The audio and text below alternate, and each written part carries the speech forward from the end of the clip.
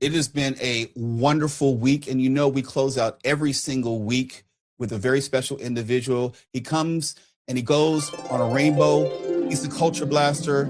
He is the Michael Snyder. Michael, how you doing, my brother? I am good, Mo. Hey, with you, me, and Albert here, I know we're going to be able to have a rockin' good time. After watching a few minutes of the dim-witted Craven Orange ogre try to put the heebie-jeebies into his ignorant followers last night, I really want to point out that the first syllable in the word of conspiracy is con. I mean, wow. I just can't believe it, what he tries to pull on people. If I sound particularly manly today, by the way, it's because I've been taking testosterone supplements at the behest of Secretary of War Pistol Penis Pete Hegseth. And, I mean, could be worse. Could be worse. Smash it with your iron rod. Yeah, there you go. Speaking of war, whether in Iran or elsewhere, I got to get to the major movie to be released this week, and it's partly about the execution and aftermath of a war. It's The Odyssey. Are you excited about this one? I actually am. One, because I'm a Christopher Nolan fan, and he's one of the few directors, if he comes out with something, I'm going to see it. He has earned the benefit of the doubt with me from Memento. Does not matter. Tenet was not a great movie, but I love how he takes big concepts and makes big movies. So yes, to answer your question. Yeah, and man, it's pretty timely considering we're mired in conflict right now. The Odyssey is blockbuster-wise filmmaker Christopher Nolan's nearly 3-hour-long adaptation of Homer's classical epic Greek poem about Odysseus, the warrior and the king of Ithaca, trying to get back to his kingdom, his wife Penelope, and his son Telemachus after the Trojan War. You know, considering all that, you might want to call this thing Home Sweet Homer. I don't know. Mm-hmm. He wants to get back to the palace. I get it. Anyway, whatever you call it, it's magnificent. And indeed, it's the one and only movie opening wide across the country this weekend. Maybe the other studios were scared of going up against the twin titans of Nolan and Homer. And as I said, it's magnificent. Sprawling cinematography, exotic settings shot on location with those 70 millimeter IMAX cameras. I mean, Iceland, they were all over the place. Swaggering and sometimes tender performances from an all-star cast featuring Matt Damon as Odysseus, Anne Hathaway as Penelope, and watch for the nominations, by the way, especially for Hathaway when award season comes around, and Tom Holland as Telemachus, as well as Robert Pattinson as Antinous, who is kind of like a vile suitor of Penelope while her husband Odysseus is away. Charlize Theron, bringing maybe a little too much glam to the role of the seductive Calypso, but, you know, she's supposed to be seductive. Samantha Morton, God, what a great character actress, and she's the witchy Circe. John Bernthal is Menelaus, who is an ally of Ithaca. And by the way, think about this for a second. A lot of people in the movie industry are banking on the Odyssey and Spider-Man, what it was called, A Brand New Day. Brand New Day. Yeah, they're going to save the summer because we've had some serious fails at the box office. A lot of movies the studios have been counting on haven't happened. And both, Tom Holland and John Bernthal are in both films, Spider-Man and The Odyssey. Maybe they're kind of lucky charms. What do you think? Anyway, I don't know how you can go wrong with this type of cast and Christopher Nolan. Oh yeah. I mean, this is a generational film. The controversies aside, it's a generational film. I do want to get into that. Mia Goth is here as a devious handmaiden to the queen, and Benny Safdie. You don't see his face, but he's Agamemnon, the general leading the war against Troy. That's kind of covered in Homer's pre-Odyssey poem, the Iliad, and it's dealt with in flashback as Odysseus tells his tale to Calypso after washing up on her island. And yes, you made a point. Purists and racists and transphobes will and have been whining about the non-traditional or colorblind casting. Lupita Nyong'o, one of the most beautiful women in all of show business, playing Helen of Troy. Himesh Patel as Eurylochus. John Leguizamo as the blind seer Eumaeus. Zendaya as Athena. She's sort of a ghostly apparition from the great beyond. Elliot Page as Sinan, which started a lot of the controversy because, Elliot Page was once Ellen Page, and clearly a favorite of Nolan's. She appeared in Inception in a significant role, and he appears in the Odyssey. And, incels are going to incel. And bigots are going to bigot, and to hell with them. And speaking of hell, there's even a vision of the afterlife here, all of it beautifully rendered. More importantly, jaw-dropping battle sequences, wild and crazy creatures of mythology, creepy interludes of sorceress madness, calling Cersei, moving moments of intimacy, and a thrilling score from Ludwig Göransson, the guy who wrote the theme to The Mandalorian, which is one of my absolute he's favorite my favorite. TV. Oh God, it's gorgeous. It's gorgeous. He went to school with the director of Creed. His name escapes me, and also Black Panther. Ryan Coogler. Ryan Coogler. Yes, they were film students together at USC. So Göransson does everything that Ryan Coogler does, and he is just brilliant with his musical interpretations in a cinematic sense. Yeah, I'm not going to make a blanket statement. Oh, I will. I guess he's kind of in some ways the heir to John Williams. What do you think? I mean, the Mandalorian theme, that to me is as good as, inspiring anthemic music ever gets, man. Well, put it this way. John Williams not necessarily needed Star Wars, but Star Wars is what universally is received as the John Williams opus, if you will. Sure. This is probably the opus for Göransson. Well, yeah, that's a fair statement. I want to also point out, speaking of theme songs, John Williams wrote the Indiana Jones theme. Oh, Lordy. Is there anything more thrilling than that? Maybe the Mandalorian theme. Superman, I don't know. Christopher Reeve. I mean, we can go down the list. Yeah. Well, in any event, I had some minor quibbles with the script, as in what aspects of the plot were emphasized by Nolan, what he changed or left out from Homer's tale. And the occasional use of modern words delivered in American accents was a little distracting ever so often, but on the whole, wow. As recent Nolan movies go, I think it's better than Tenet, which I really wasn't a fan of. And it's up there with Dunkirk and Oppenheimer. And despite its length, my attention did not flag for an instant of that almost 3 hours. And of course, it helped to have visited the restroom beforehand.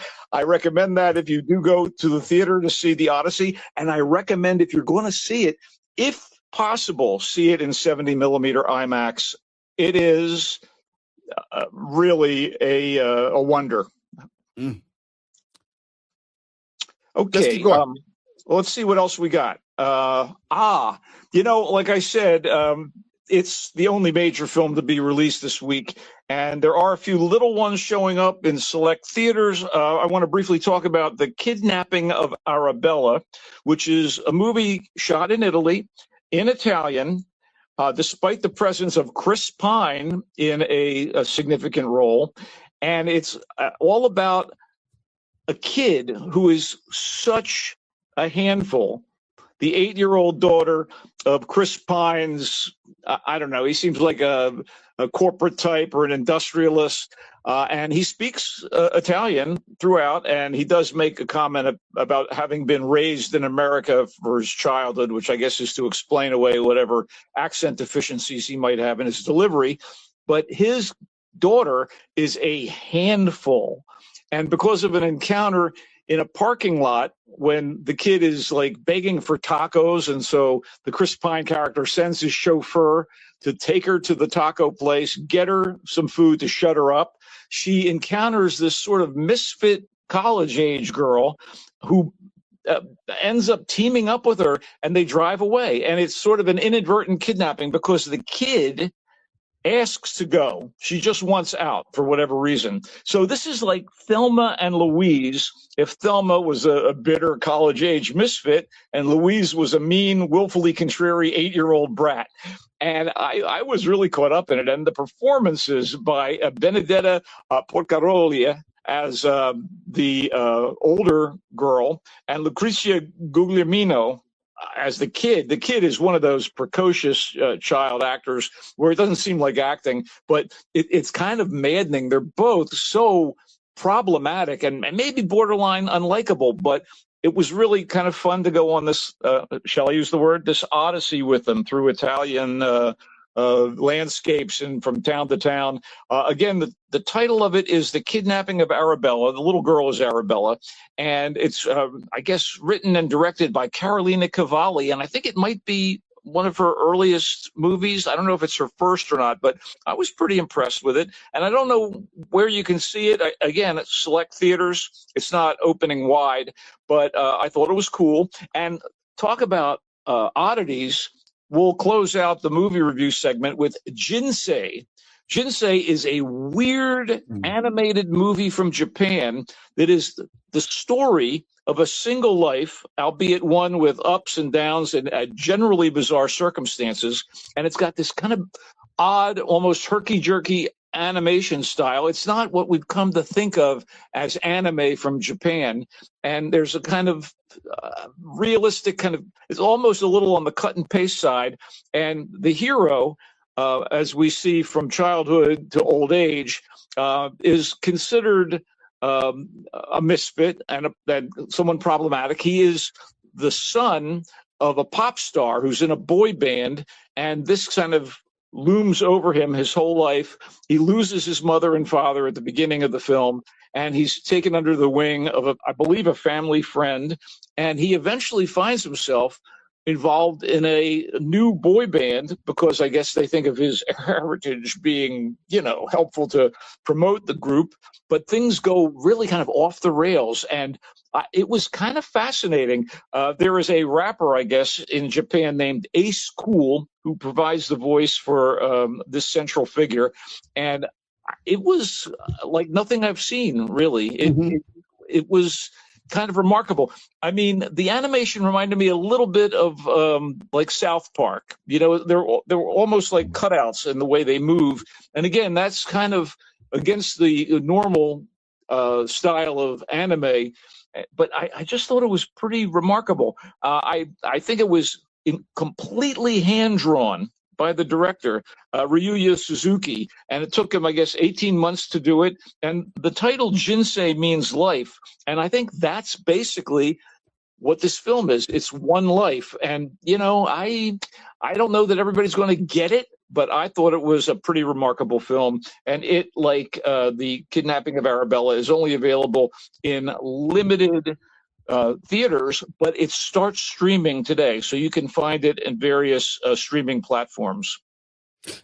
I love that, and that intrigues me. That kind of piques my interest. But since we have a little extra time today, I want to go into TV offerings, but I want to preface it with this. I gave up on The Agency after season 1. It just didn't move me. I gave up on Silo, which is on Apple TV, after season 1. It's like it wasn't going anywhere for me. New seasons of both The Agency and Silo, season 3, are out. Tell me, are you going to give me reason to get back into the show, or should I just, shows plural, or should I give up on both? If you didn't like The Agency in season 1, I don't know that you're going to like season 2, but it is more of the same, which is basically the story of a CIA agent played by Michael Fassbender, based in London, who goes deep, deep undercover and develops a relationship with a well-positioned woman in an African country. She's played by British actress Jodie Turner-Smith, and his false identity becomes a real burden for him when he has to leave this contact in Africa and return to London, where, by the way, he has an ex-wife and he's co-parenting their teenage daughter. The CIA station in London has such a remarkable selection of actors playing, like, for me, very intriguing characters. And they include one of my favorites, Jeffrey Wright, as a by-the-book spy manager named Henry. The lovely and talented Catherine Waterston, who is Sam Waterston's daughter. She plays another employee there, John Magaro. And as the head of the unit, of all people, Richard Gere. Now, I don't want to just say that I was caught up in it because of the quality of the actors. I thought it was a pretty fascinating story. Season one did resonate for me, and I was interested to see where the show went, and it went further, and I was totally caught up with it. The Brother Act, British showrunners and writers John Henry Butterworth and Jez Butterworth are basically in charge of this thing. And one of the producers is George Clooney, also partnered with his longtime producing partner, Grant Heslov, who directs a couple of the episodes. I thought the agency was really worth checking out. And I love espionage stuff. So maybe I'm giving it the benefit of the doubt, but I don't think so. It gets more and more exciting as season two goes on. You know, your mileage varied for season one, Mo. What can I tell you? But I trust you, and we are very similar in our likes and dislikes. So if you say that season two may be more of the same, but it goes further than season one, then that gives me reason to come back into it. I think it's a great cast. It just did not move as fast as I would have liked. I'm going to give you a caveat. There's a cliffhanger at the end of season two. Okay. Also, by the way, speaking of great actors, as an important functionary at MI6, you get Hugh Bonneville, you know, who played the dad in all those Downton Abbey projects. I mean, they didn't stint here in terms of the talent, and I just think it's very well written and very well executed. As for Silo, I just don't know what to tell you. If you didn't get into it in season one and didn't move on to season two, you're not going to be as excited as I was about season three, which to me was just, you know, I'm 3 episodes in and I'm like, more. They've concentrated on a real rebel. You know the situation, in case people don't know the situation, it's the future. The world has been rendered toxic and humanity has supposedly has escaped into silos deep beneath the ground. And they've been down there for hundreds of years. There are laws that have been set up. There are things that people are supposed to do and not supposed to do. And one thing you're not supposed to do is leave the silo. And in fact, if you are sent out by the people running the silo, you're being punished. And I got to say, I was caught up in it. It's based on a science fiction book series by an author named Hugh Howey. It's the Silo series. The show was created by Graham Yost. And the main character has become the one played by Rebecca Ferguson, who was like working deep in the depths in the engineering section, to keep people alive and what have you. And she ends up deciding she needs to get out and see what the truth is about her living circumstances. Common plays kind of a cop type in charge of security inside the silo. He's very good in this. Harriet Walter, the British actress of great repute, plays a kind of a sharp-tongued woman down in the depths of one of the lower castes of the silo. I can't complain about it. David Oyelowo and Rashida Jones were in season one, but they did not make it to season two. Ooh, shit! Spoiler alert. Anyway, I'm on board with it. It's on Apple TV, and again, your mileage may vary, and apparently did. One more quick note, if I didn't say so, the agency is on Paramount Plus. I hate to promote anything Paramount does since the acquisition by the Ellisons, but I did like the agency very much. Let's work our way backwards now as we're running out of time here. We just went over Silo season 3, and I'm curious because I did not dislike the show. I just wanted them to get to the revelation of what was happening and why they were there. It's not to give anything away, there's a murder mystery, which is prominently featured in season 1. And there are all these questions. Like I had questions like, how could they be living underground for hundreds of years with 1980s computer technology. I don't know how they've managed to recycle technology. That just got in my way of making it make sense. But I liked Rebecca Ferguson in the role, and I liked the show. It just wasn't answering enough questions for me in a quick enough fashion. So I'm going to take another run at it, Michael, and I'll do season 2 so I can get to season 3, and then I'll report back to you. That sounds good. And be advised, there is a time jump in season 3 from season 2, but more to the point and addressing your concerns, there is a flashback that is beginning to tell us what happened, why people are underground, and the circumstances of how they got there.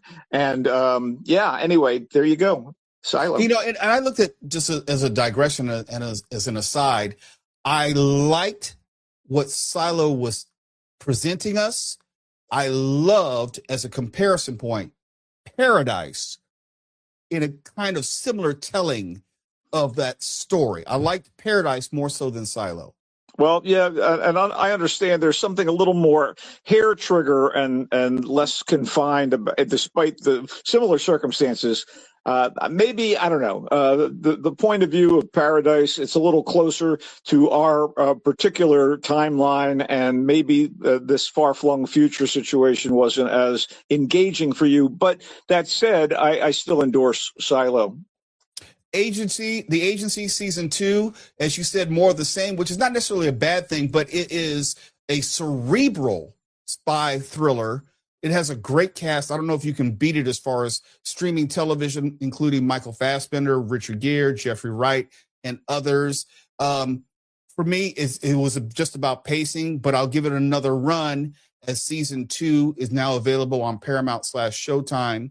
And you also, as far as our movie offerings, a Jinsei, let's start there, which is Japanese for life, animated movie from Japan. It's not classical anime. It's more akin, as you described it, to South Park as far as its visual presentation.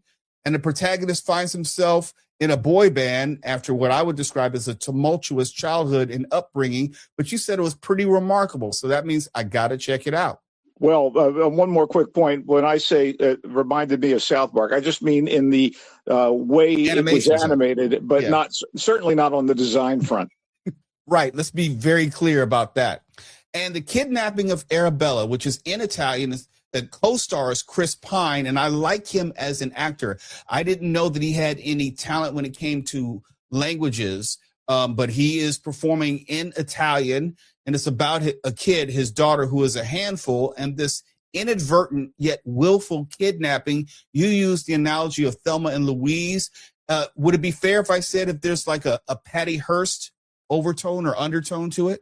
Not really. Again, it's the kid just, is contrary. She just doesn't want to be under her father's thumb. Mm-hmm. And, Chris Pine is a supporting actor here. It's the girl and the young woman that are the main focus. But, I thought it was pretty intriguing, and it carried me along. But let's get to the big bomber here. Yes, that's why I wanted to end with this. The Odyssey is nearly 3-hour adaptation about Odysseus in the time after the Trojan War. The Odyssey is after the Trojan War. The Iliad is before and during the Trojan War.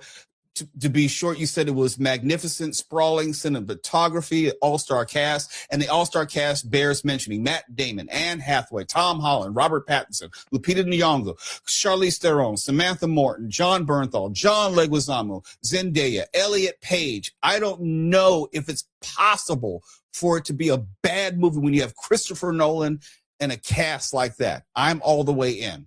And because we get Odysseus telling a little bit about the Trojan War in flashback, we get that gosh darn Trojan horse, and what a sequence that is. Oh, Lordy.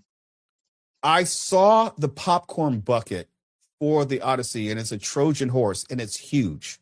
It's absolutely massive. Wow. They did not give us those promotional popcorn buckets. Gosh darn it. Well, that means I guess you're going to have to go back and see it again.